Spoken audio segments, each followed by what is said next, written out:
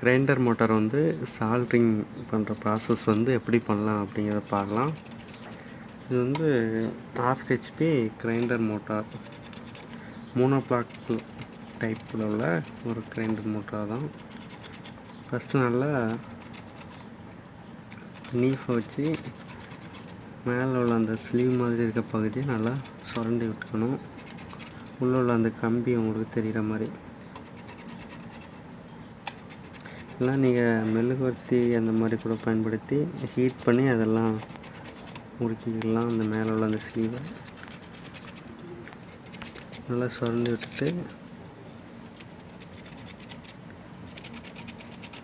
ரெண்டையும் நல்லா ஒட்டுக்கா ஜாயின் பண்ணிடணும். இது வந்து நார்மல் ஒரே செட்டில் உள்ள ஜாயினிங் தான்.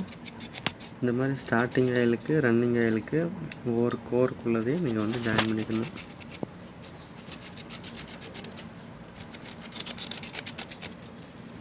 ஜாயின் பண்ணிவிட்டு நல்லா டைட்டாக கட்டிங் பிளேடு யூஸ் பண்ணி கூட நல்லா டைட்டாக சுற்றிக்கலாம். டைட்டாக சுற்றிட்டு இதுக்கு மேலேயும் 2 டைம் கால் தெரியாமல் நம்ம சால்ட்ரிங் யூஸ் பண்ணக்கூடிய அயனு, இது பேஸ்ட். இது வந்து நம்ம இப்போ எல்லா இதுலேயும் பேஸ்ட் பண்ணிகிட்டு இருக்கோம். ஸோ அவுட்டுக்கு நம்ம 2 ரெட் கலர் போட்டிருக்கோம் ரன்னிங் ஆயிலுக்கு. இந்த 2 அதே மாதிரி ஸ்டார்டிங் ஆயிலுக்கு பிளாக் போட்டிருக்கிறோம்.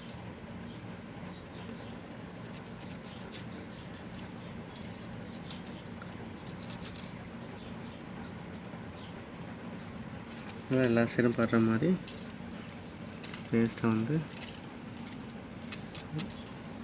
ப்ரெஸ் பண்ணிக்கணும்.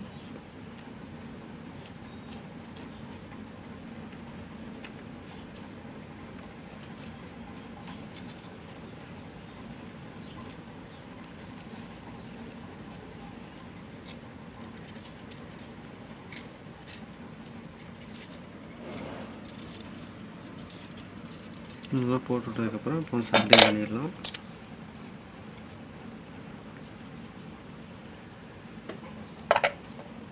ஸோ சால்ட்ரிங் இது வந்து அதுக்கு யூஸ் பண்ணக்கூடிய அயன். ஒரு ஈய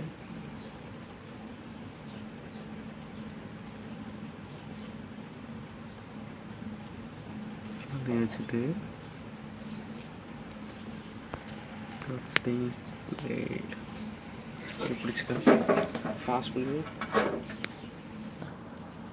ஸோ நம்ம கட்டிங் பிளேடு அந்த இதை யூஸ் பண்ணி நேராக பிடிச்சி வச்சுக்கிட்டு உங்களுக்கு அந்த கம்பி வந்து ஹீட் ஆக சான்ஸ் இருக்குது. வந்து நல்லா சால்ட்ரிங் பண்ணிடணும். இதெல்லாம் வச்சுட்டே இருந்தீங்கன்னா லாஸ்ட் சால்ட்ரிங் பிடிச்சிடும்.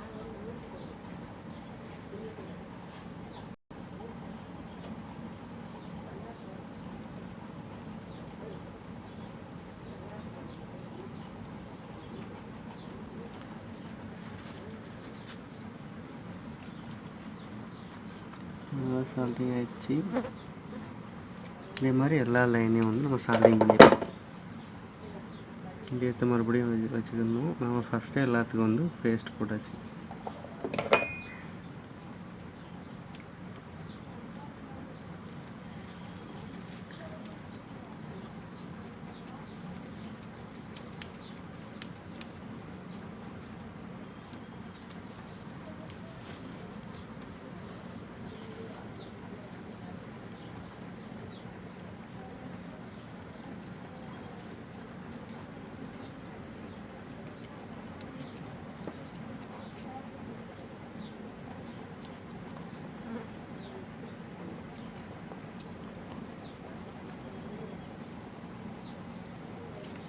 இந்த மாதிரி எல்லா லைனையும் வரிசையாக பண்ணிடணும். அப்படி இருக்குமா? பாஸ் பண்ண இன்னும் ஒரு நிமிஷம். இதில் இருக்கிறதுல வந்து ஃபஸ்ட்டில் உள்ளதுக்கெலாம் அந்த பிளாக் கலர் ஒயர் போட்டிருக்கிறோம் உள்ளாடி வர்றதுக்கு. அவுட்டருக்கெல்லாம் அந்த ரெட் கலர் ஒயர் போட்டிருக்கிறோம். இதில் வந்து இது வந்து ஒரே லைன் போட்டுக்கோன்னா அது வெளியே வந்து 2ஆக கட் பண்ணிக்கலாம் அதுக்காக. ஸோ ஸோ இது உள்ள செட்டு, இது வந்து அவுட்டர் செட்டு, இது ஸ்டார்டிங் ஆயிலு, இது வந்து ரன்னிங் ஆயில். ஸோ எல்லாத்துக்கும் கனெக்ஷன் கொடுத்து வச்சுருக்குறோம். ஸ்லீவ் எல்லாம் போட்டு உள்ளாடி கோர்லேருந்து வெளியே வர கம்பிக்கும் ஸ்லீவ் போட்டு ரெண்டையும் கனெக்ஷன் பண்ணிவிட்டு அப்புறம் ஒரு ஸ்லீவ் மேலே வந்து அதை மறைக்கிற மாதிரி போட்டு விட்றதுக்கு ஒரு ஒயிட் கலர் ஸ்லீவ் ஃபஸ்ட்டே போட்டு விட்ருக்கோம். ஓகே, இப்போ எல்லாத்தையுமே வந்து சால்ட்ரிங் பண்ணிடுவோம். வாஷ் பண்ணு.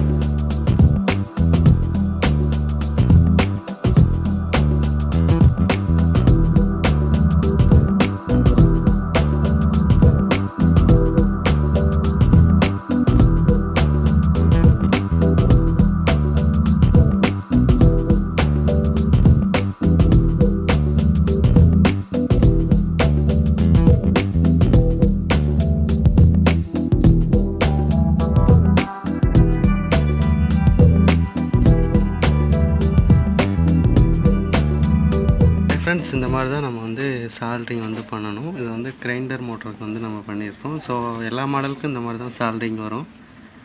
ஸோ கம்பியோட கேஜ் பொறுத்து தான் சால்ட்ரிங் பண்ணணுமா இல்லை வேண்டாமா அப்படிங்கிறத நம்ம வந்து தீர்மானிக்கணும்.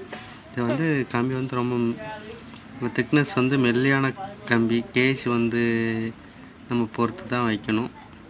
ஸோ கம்பியோட திக்னஸ்ஸு அதோட இது தான் வந்து வித்தெல்லாம் நல்லா தடிமனாக இருக்கிறப்போ இந்த மாதிரி சால்ட்ரிங் வந்து நமக்கு வந்து தேவைப்படாது. நார்மலாக நம்ம இந்த கத்தி நம்ம பிளேடு யூஸ் பண்ணி இதை ஸ்லீமாக இருக்கிறத க்ளீன் பண்ணிவிட்டு ரெண்டையும் ஜாயின் பண்ணாலே நமக்கு வந்து ஜாயின் ஆயிரும். இது வந்து மெல்லிஸாக இருக்கிறதுனால நமக்கு வந்து க்ளீன் பண்ணியிருக்கிறது சரியாகாமல் கரண்ட் வந்து பவர் வந்து ஒரு இடத்துலேருந்து ஒரு இடத்துக்கு பாஸ் ஆகாமல் இருக்கிறதுக்கு சான்ஸ் இருக்குது. ஸோ நம்ம வந்து நல்லா சால்ட்ரிங் பண்ணிவிட்டு அப்புறம் வந்து ஸ்லீவெல்லாம் போட்டு கனெக்ஷனை வந்து ஃபினிஷ் பண்ணால் வந்து நல்லா கரண்ட் ஃப்ளோ வந்து இருக்கும் நல்லா காயிலில் வைண்டிங்கில். அதனால தான் இப்படி பண்ணுறோம். ஸோ இது வந்து இப்போ வந்து ஃபஸ்ட்டு வைண்டிங்கெல்லாம் ஃபினிஷ் ஆகிடுச்சு. இப்போ வந்து லைன் கனெக்ஷனும் ஃபினிஷ் ஆகிடுச்சு. மோட்டார் வந்து இப்போ காயிலெல்லாம் கட்டி ஃபினிஷ் ஆகிடுச்சு. லாஸ்ட்டாக டேப் சுற்றிருக்காங்க. இது மோட்டரோட ஃப்ரண்ட் சைடு, இது வந்து மோட்டரோட பேக் சைடு. பேக் சைட்லேருந்து தான் நம்ம லைன் எடுத்துருக்குறோம். ஒவ்வொரு கம்பெனியை பொறுத்தும் இந்த லைன் எடுக்கிறது வந்து மாறும். ஓகே ஃப்ரெண்ட்ஸ், ஸ்லீவெல்லாம் உள்ளாடி நல்லா தள்ளி விட்டுட்டு அதுக்கேற்ற மாதிரி வரிசையாக காயில் வந்து அரேஞ்ச் பண்ணிவிட்டு சைஸிங் ஒழுங்காக வச்சுட்டு நம்ம வந்து அதை கட்டிடலாம். கட்டிட்டு அப்புறமா அந்த ஸ்டிக்கு வந்து வைப்பாங்க. இந்த இடத்துல வச்சுருக்கோம். ஒவ்வொரு ஸ்லாட்லேயும் ஒவ்வொரு சின்ன சின்ன ஸ்டிக், அதை வச்சு ஃபினிஷ் பண்ணிடலாம். லாஸ்ட்டாக அதுக்கு மேலே வார்னிஷ் பண்ணணும்.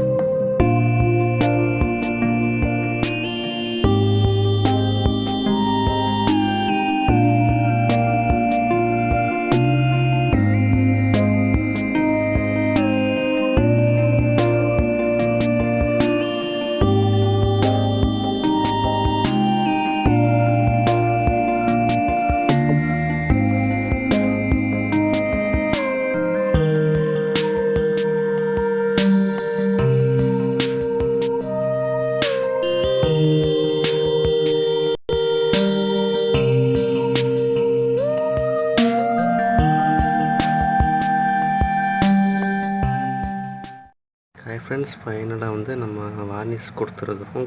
காயிலுக்கு வந்து டபுள் சைடும் கொடுக்கணும், இந்த ரவுண்ட்லேயும் கொடுக்கணும், அதே மாதிரி பேக் சைடும் கொடுக்கணும்.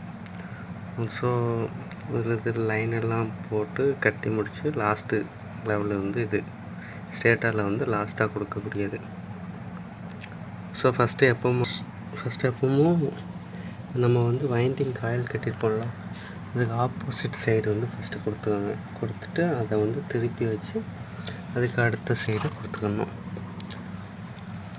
ஸோ இந்த சைடு கொடுத்துட்டு ஒரு 5 மினிட்ஸ் விட்டு நல்லா ஓரளவு காய விட்டு அப்புறம் அடுத்த சைடு வந்து நம்ம வந்து வார்னிஷ் பண்ணணும். ஸோ இவ்வளோதான் ஃப்ரெண்ட்ஸ், இந்த ஒர்க்கும் ஃபினிஷ் ஆகிடுச்சு. இன்னும் ஒரு 3 ஹவர் வந்து இந்த மாதிரி நல்லா காய விட்டுட்டு நம்ம வந்து இதை அசம்பிள் பண்ணிடலாம்.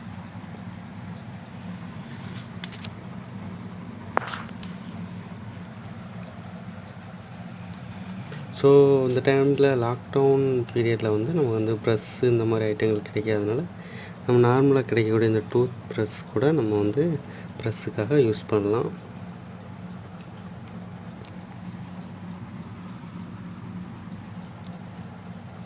இது வந்து 1/2 ஹெச்பி கிரைண்டர் மோட்டார். இது வந்து ஓல்டு மாடலில் முன்னாடி யூஸ் பண்ணிக்கிட்டு இருந்த கிரைண்டர் மோட்டாரோட ஸ்டேட்டர்.